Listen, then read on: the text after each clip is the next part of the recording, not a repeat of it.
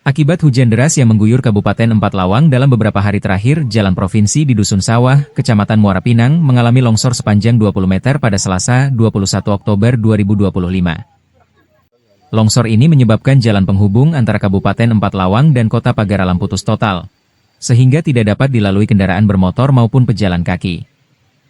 Material batu dari jembatan cor beton yang berada di aliran sungai terseret arus air deras, merusak pipa air dan memutus jaringan kabel optik Telkom.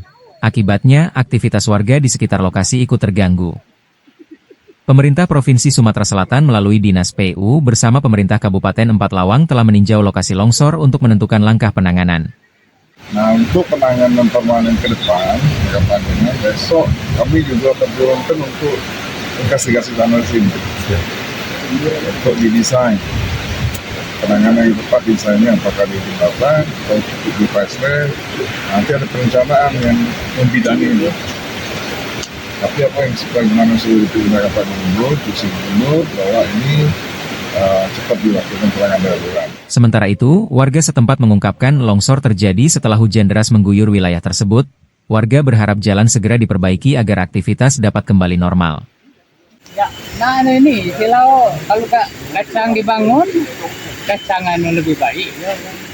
Untuk mengantisipasi kemacetan dan menjaga keselamatan pengguna jalan, petugas telah memasang papan peringatan dan garis pembatas di lokasi.